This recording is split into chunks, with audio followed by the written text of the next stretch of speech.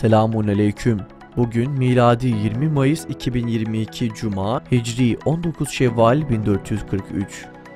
Günün ayeti: Müminler gerçekten felah bulmuştur. Günün hadisi: Müezzinin çağrısını işittiğiniz zaman siz de onun dediği gibi deyiniz. Tarihten haberdar olmak için tarihte bugün neler yaşandı hep birlikte bakalım. 1622 Osmanlı İmparatorluğu'nda isyancılar ordu ve yönetimde yenilik taraftarı Padişah II. Osman'ı tahttan indirip öldürdü. Öldürülen ilk padişah olan genç Osman'ın yerine 1. Mustafa ikinci kez tahta çıkarıldı.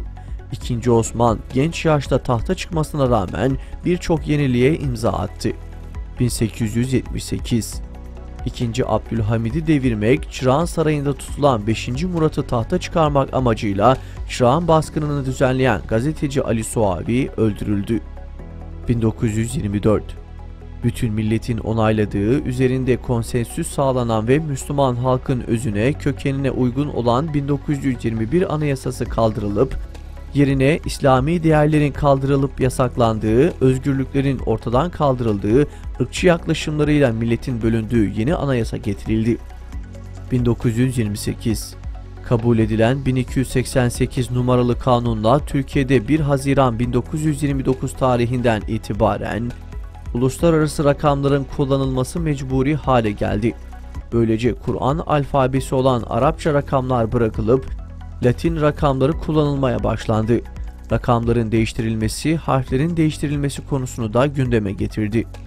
1973 Profesör Necmettin Erbakan kapatılan Milli Nizam Partisi'nden sonra Milli Selamet Partisi'ni kurdu. 3 milletvekili MSP'ye geçti.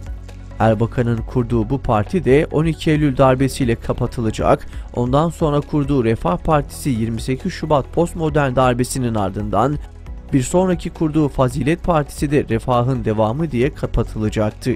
1990 Milli Savunma Bakanı Safa Giray, hava kuvvetlerinden 17'si subay, 97'si astsubay olmak üzere 114 kişinin irticai örgütlerle ilişkileri olduğu için ordudan atıldığını açıkladı. Bu hukuksuz atılmalara daha uzun süre devam edecek ve atılanların sayısı binleri bulacaktı.